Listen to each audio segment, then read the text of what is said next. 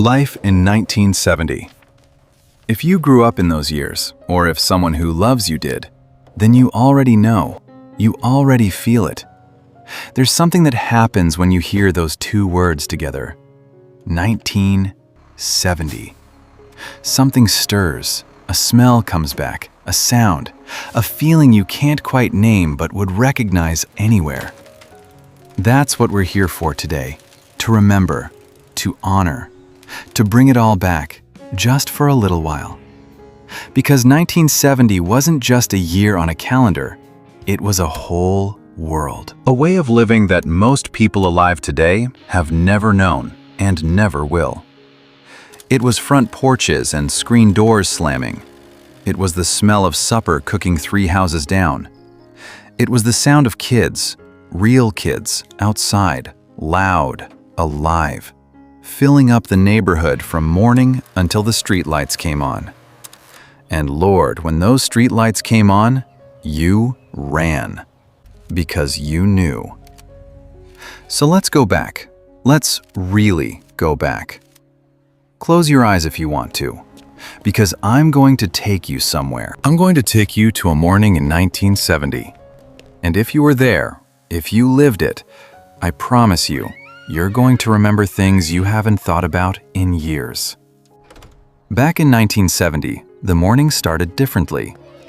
There was no alarm on a phone, no screen lighting up with notifications from people you barely knew. The alarm was a clock, a real clock, one with 2 little bells on top and a hammer between them that rattled the whole nightstand when it went off. Or maybe it was just your mother's voice, and that was more than enough.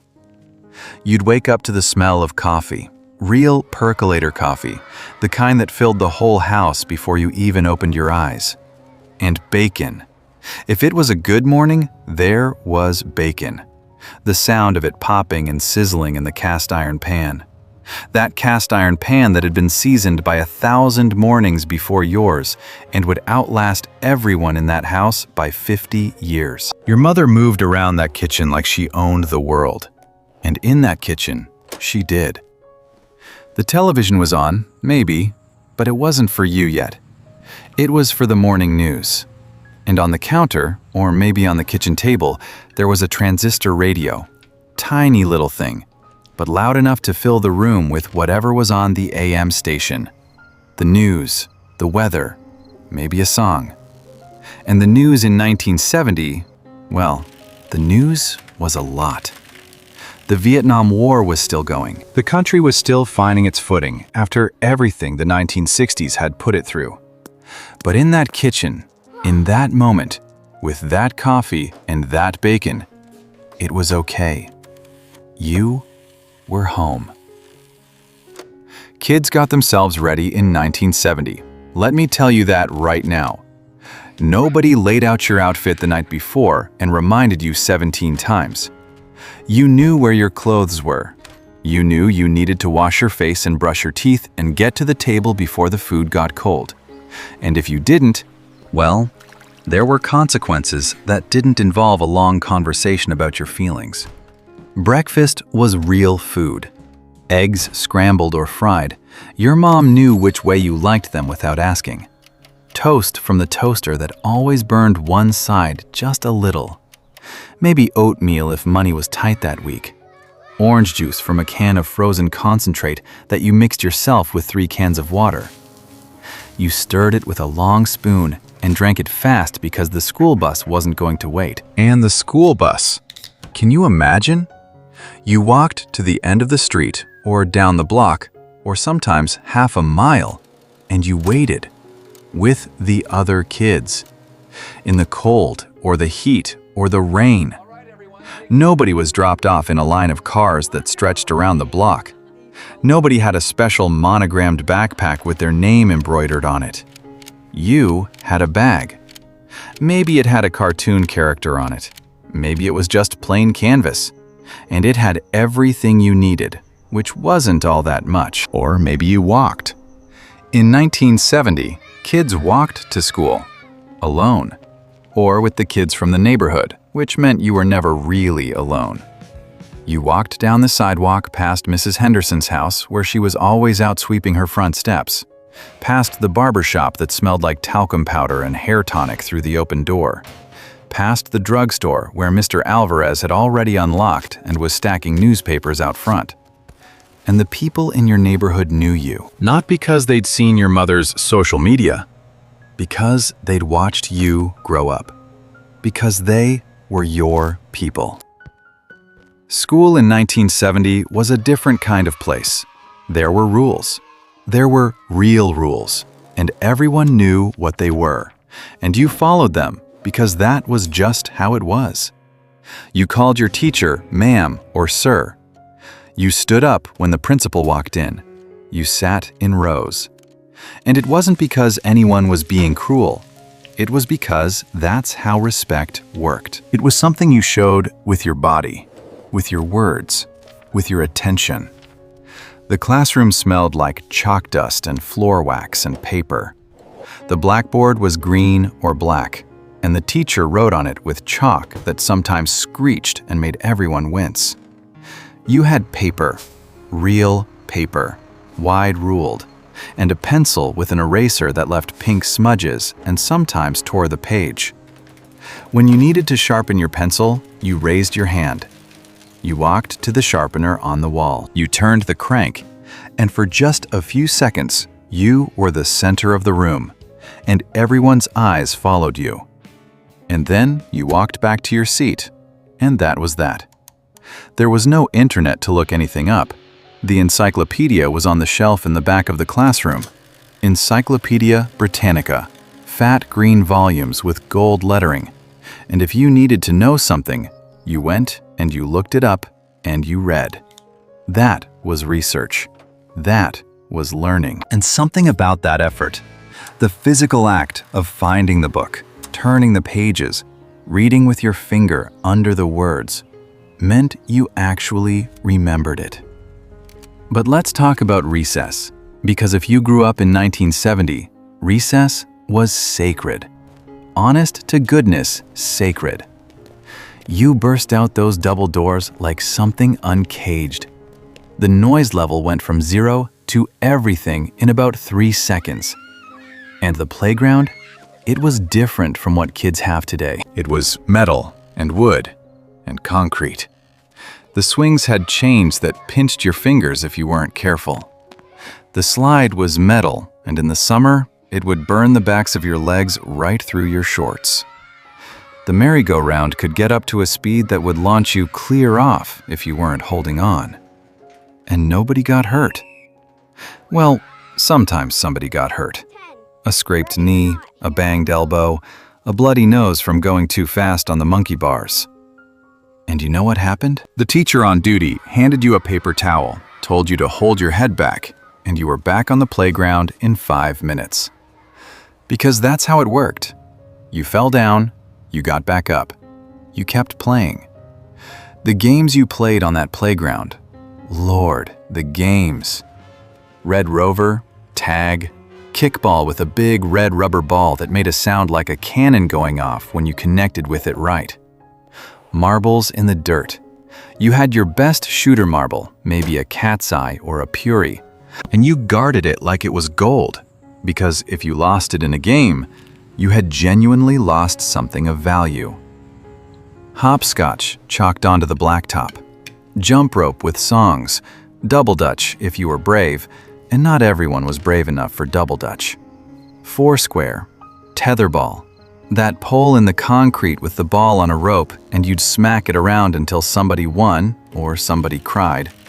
Freeze tag, where you had to hold exactly the position you were in when the person tagged you, and sometimes you'd freeze with one leg up and your face in a crazy expression, and you'd hold it, shaking, until someone came to free you.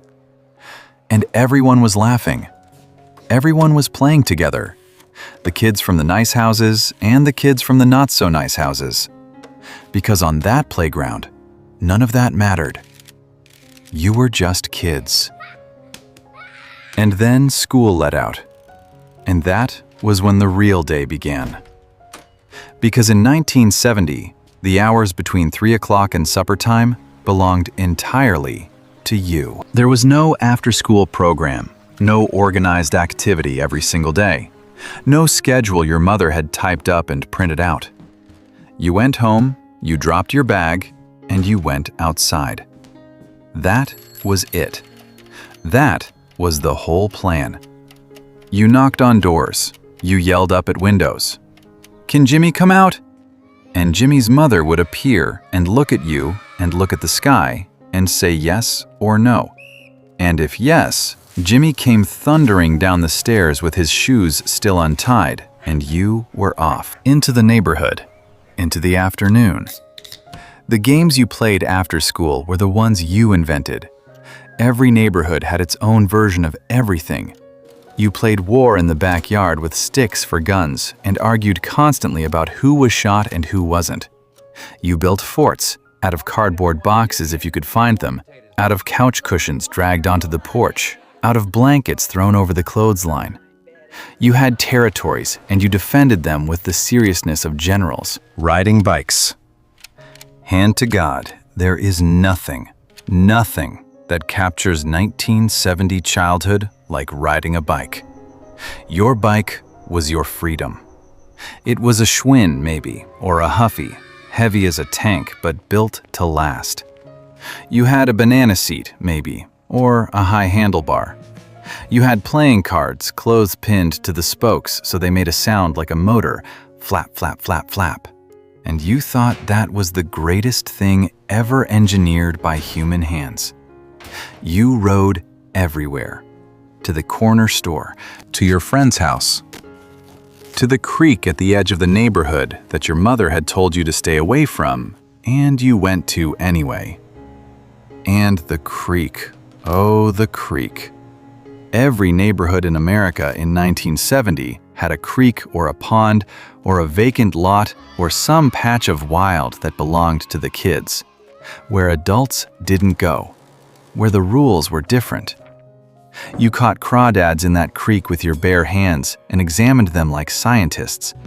You built dams out of rocks. You sailed boats made of sticks. You got muddy in a way that would make your mother close her eyes and breathe slowly when she saw you come through the door. Because the neighborhood in 1970 was a living thing. It had a rhythm and a personality all its own. On every block, there were people who had been there for 20, 30 years. Old Mr. Kowalski, who sat on his front porch every evening with a glass of iced tea and watched the street like he was reading a book. Mrs. DeLuca, 2 doors down, who called you by your father's name because she'd watched him grow up in that same house before you were born.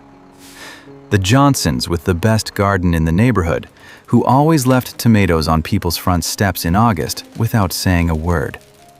People knew each other, not as profiles, as people. You borrowed a cup of sugar and you returned it. You sat on the porch when the heat was too much for inside.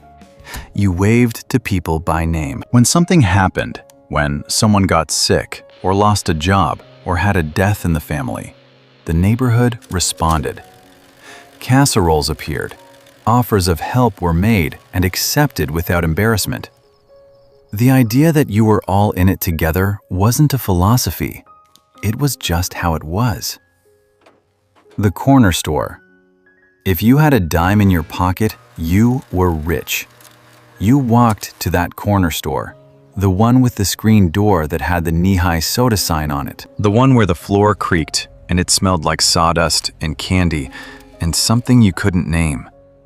And you stood at that glass counter for what felt like hours deciding how to spend your money.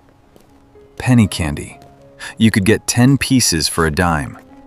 Wax bottles filled with colored syrup. Root beer barrels. Candy cigarettes, imagine that. Sugar buttons on paper tape. Squirrel nut zippers. Mary Janes. Bazooka gum with the little comic inside that you'd read and reread until it fell apart. The man behind the counter knew your name. He knew your parents. He knew which kids he could trust to run a tab and which ones he couldn't. And he'd let you go, sometimes, if you were a quarter short. Pay me next time. And you did, because that was the deal, and everybody understood the deal. Hide and seek, the original. One person counted at the base, the big oak tree, the front porch post, the fire hydrant. Counted to 20 or 30 or 50, and everyone scattered. And when you found your spot, behind the bushes, inside the big cardboard box by the garage, flat against the back fence in the dark, you stayed so still, you barely breathed. Your heart was going a mile a minute, and you heard the counter coming, heard the footsteps on the gravel, heard them get close, and then pass. And you let out that long, slow breath and waited. Kick the can. Red light, green light. Mother, may I? Where you had to ask permission for every step. Mother, may I take 3 giant steps? And the answer could be yes or no. And sometimes she'd say yes, and then say, but first, you have to take 2 steps backward. And the cruelty of it was all part of the game. Simon Says, with a leader who tricked you into moving when Simon hadn't said so. And you were out. And you stood on the sideline watching the others get tricked one by one. Stickball in the street with a broom handle and a pink rubber ball called a Spalding. If you are from New York or New Jersey, you know exactly what I'm talking about. And you just nodded your head. Manhunt in the dark after the streetlights came on, when you technically weren't supposed to still be out, but the game was too good to stop, and the whole block was in it. Capture the flag across 2 backyards and through the gap in the hedge, with a piece of cloth tied to a stick as your prize. Marbles. You need to understand what marbles meant in 1970. This wasn't just a toy. This was commerce. You had your bag of marbles, a leather pouch or a cloth bag with a drawstring, and inside it were your Steelies and your Cat's Eyes and your Clearys and your Aggies. And when you played for keeps, those marbles could change hands. You could go home richer or poorer. You learned strategy and precision and how to handle losing something you cared about. That was real. Jacks. The girls played jacks on the front steps, and some of the boys did too, because there was nothing wrong with it, and anyone who said different was just bad at jacks. You scattered the metal jacks, bounced the ball, and swept them up. Onesies, twosies, threesies, with a coordination and speed that would astonish you if you tried it today. Pickup sticks. Board games on rainy days. Monopoly that lasted 3 days and always ended in an argument. Candyland, Chutes and Ladders. Clue, when you were old enough to understand that Colonel Mustard was suspicious. Supper time was not optional.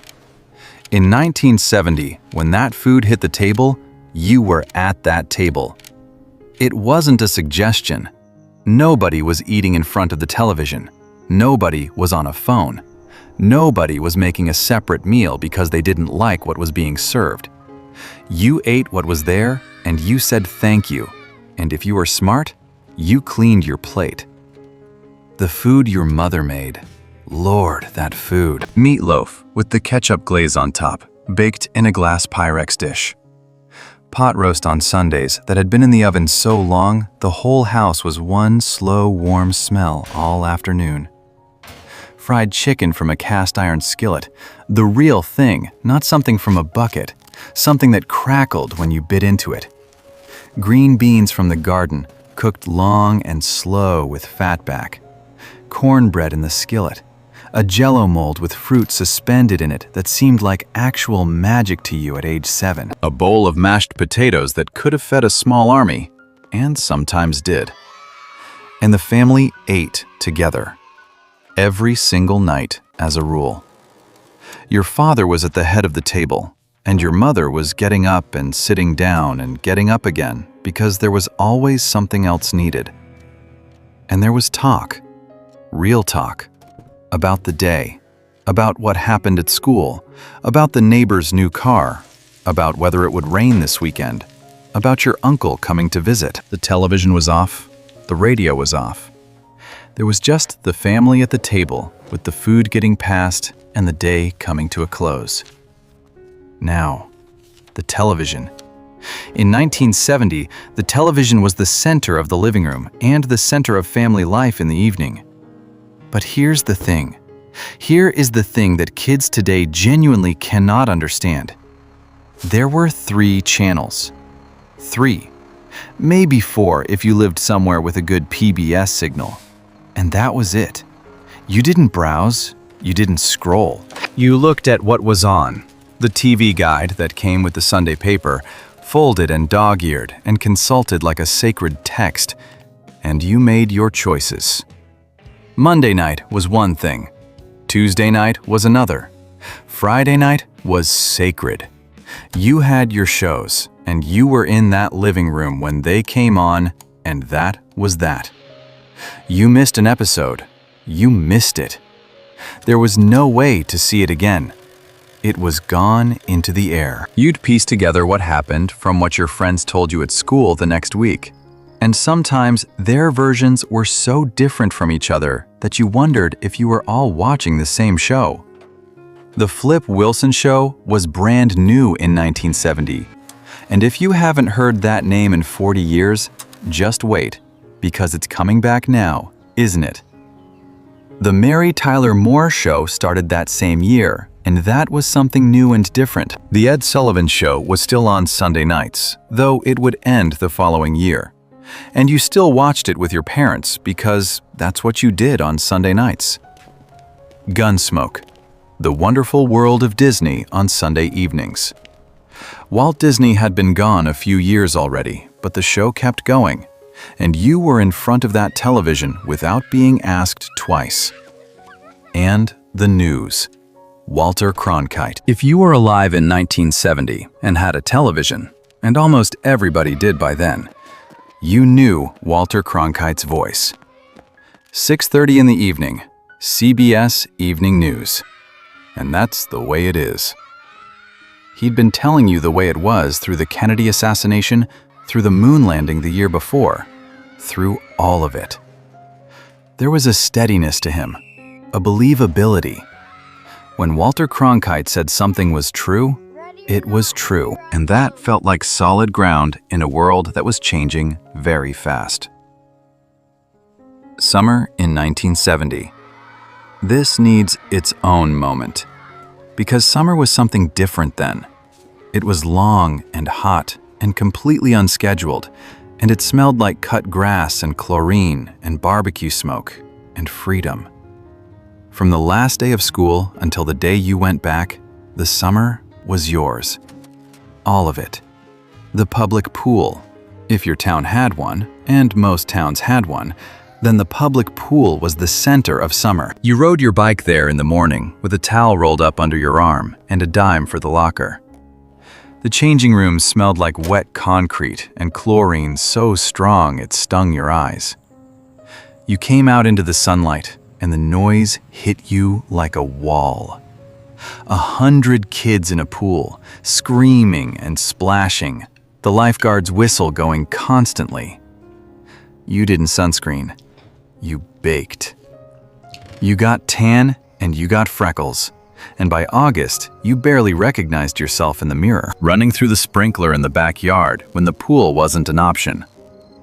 The sprinkler was a metal thing that oscillated back and forth with a clicking sound, soaking a strip of grass in a slow sweep. You'd stand at the edge and dare each other to run through, and then you'd run, and the cold hit you like ice, and you screamed and ran back and did it again. You could do that for an hour. You could do that for a whole afternoon. You needed nothing else. Catching fireflies at dusk. If you grew up in the South or the Midwest, or anywhere east of the Rockies, you know exactly what I mean. The first firefly of summer was an event. You'd be playing in the backyard as the light went golden and then purple, and one of them would blink. One little cold green light in the hedge, and then another. And then suddenly they were everywhere, blinking in the growing dark, like tiny stars that had fallen into the yard. You caught them in your cupped hands and felt them walking on your palms, and you put them in a jar with a lid punched full of holes with a nail, and you had a lantern. You had magic. Ice cream. In 1970, if you wanted ice cream, you either got it from the store, a half-gallon of Neapolitan in the freezer, that long rectangular block with the 3 stripes, or you waited for the ice cream truck. And you learned to listen for it. That music. That tinkling music from blocks away that sent every kid in the neighborhood running toward the street, running for home to get a quarter, running back out before it got too far. A creamsicle, a fudgesicle, a drumstick, a push-up, a good humor bar with the paper stick. You stood on the sidewalk in the heat and ate it as fast as you could before it ran down your hand and dripped off your elbow. And it was, without a single doubt, the best thing that had happened all day. We have to talk about the music. Because 1970 was an extraordinary year for music. And if you were alive, even if you were just a little kid, that music was in your house, in your car, in the air. Simon and Garfunkel released Bridge Over Troubled Water in 1970, and the whole country stopped and listened. You heard it on the radio, and something in your chest felt it in a way you couldn't explain. The Beatles were breaking up. They were falling apart in real time that year, and it felt like losing something, even if you were too young to fully understand what. But Let It Be was there, and Abbey Road had come out at the end of 1969, and it was still everywhere. Creedence Clearwater Revival. If you were in America in 1970, you heard CCR on every radio, every 8-track, out of every passing car. Who'll Stop the Rain? Fortunate Son. That one hit different in 1970, with the draft still going, with boys coming home from Vietnam in ways that didn't look the way it was supposed to look. The Jackson 5 were everywhere. I Want You Back had come out in late '69, and little Michael was 11 years old, and you couldn't get that song out of your head with a crowbar. The Carpenters, Karen Carpenter's voice like something poured smooth and clear. Close to you in the summer of 1970, and maybe your parents danced to it in the kitchen when they thought you weren't watching. Jimi Hendrix died that September, and Janis Joplin in October. And the country lost 2 pieces of itself in the space of 3 weeks. And people felt it in a way that was genuine grief. The 8-track player in the car. If your family had an 8-track, you were doing all right. That blocky cartridge you'd push into the slot, and the click when it changed tracks in the middle of a song, right in the middle of the bridge, and the song would drop out for a second and then come back, and that was just how it was, and you accepted it completely, because it was still better than nothing. The radio in the car with the dial that you pushed buttons on, and the stations fading in and out as you drove, and your father turning the knob and landing on something, and your mother saying, "Oh, I like this one," and turning it up. Here's something worth pausing on, because when we talk about 1970, we need to talk about what wasn't there. Not as a complaint, as a revelation. There were no video games. Pong wouldn't arrive until 1972, and even then, it would be years before it was in living rooms. So in 1970, if you wanted to be entertained, you had to do it yourself. You had to imagine. You had to create.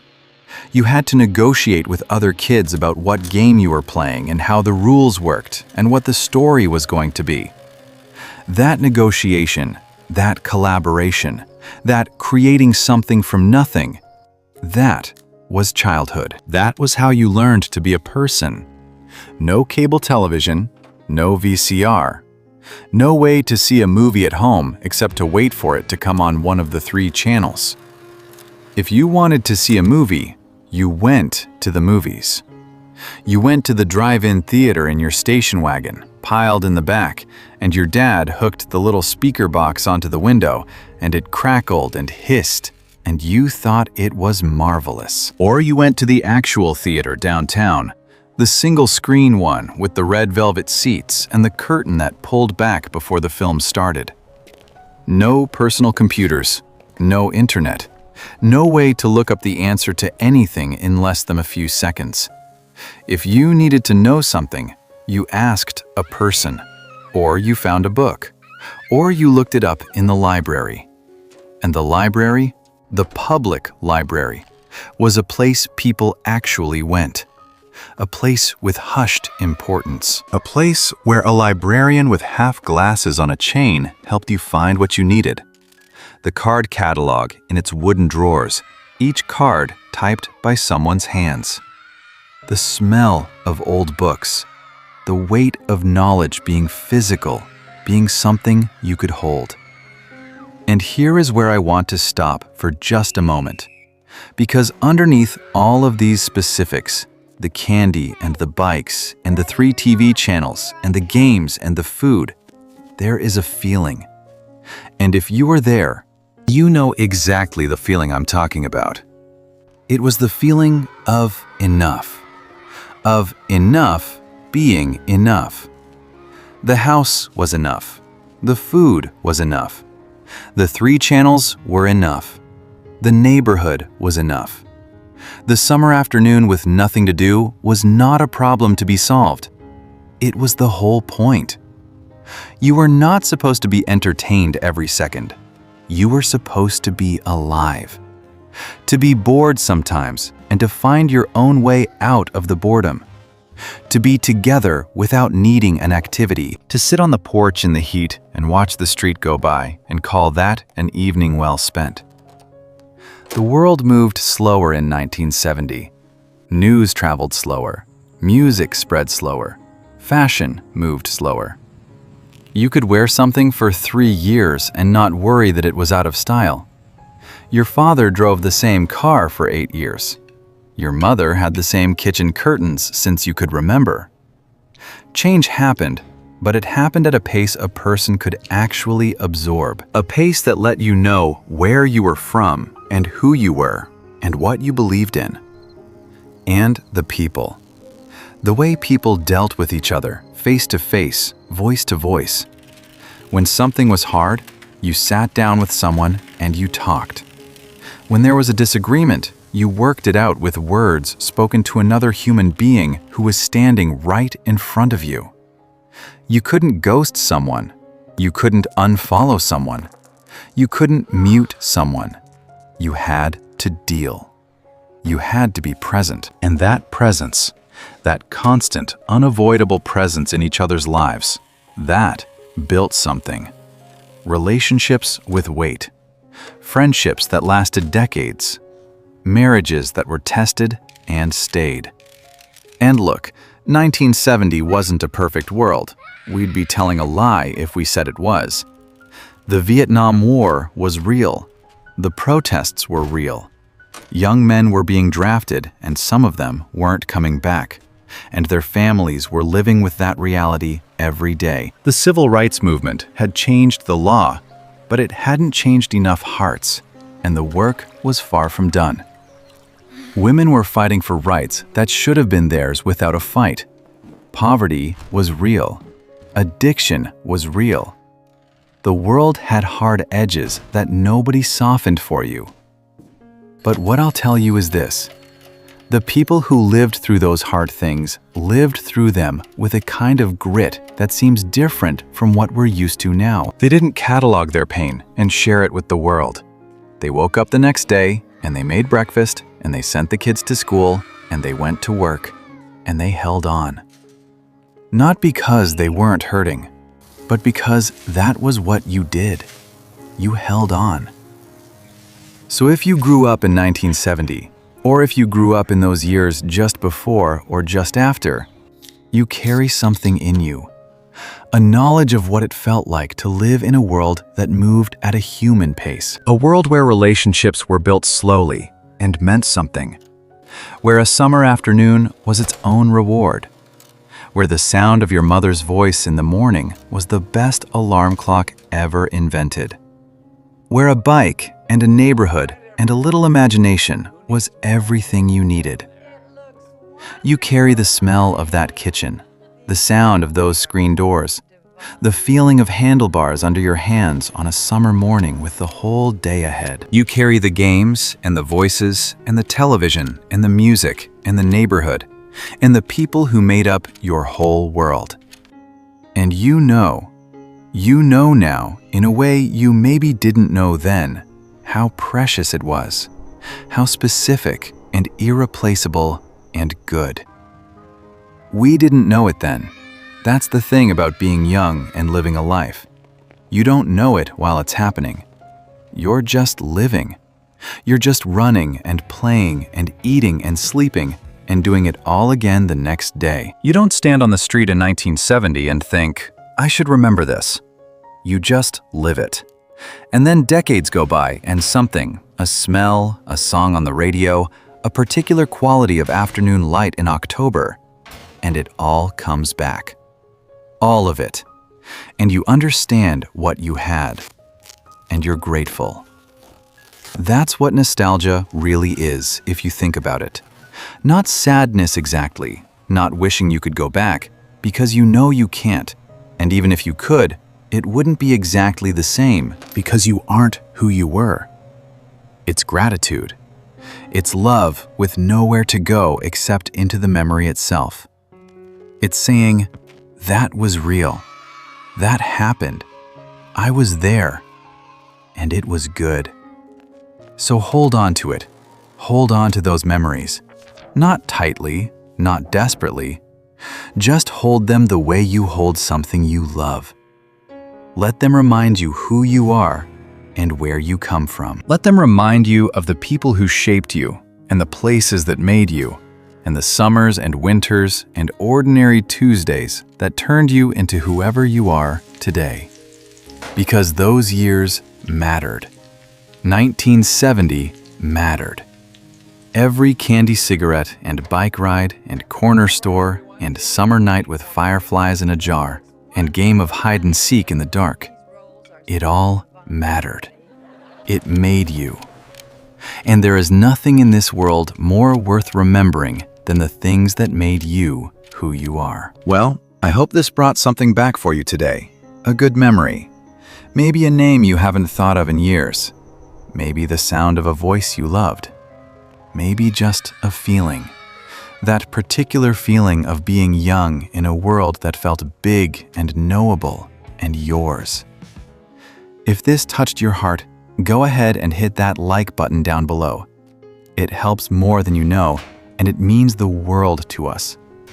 Drop a comment and tell me what came back for you. Tell me the game you played. Tell me the street you grew up on. Tell me your mother's best dish. Tell me the song you heard on the radio in 1970 that you still know every word to. I read every single one, and I want to know your story. Share this with someone who was there. Share it with your kids, your grandkids, the people who need to understand where you came from. And subscribe if you haven't already, so you never miss a story. We've got more coming. More years, more memories, more of the America that made us. Take care of yourselves, folks, and we'll see you in the next story.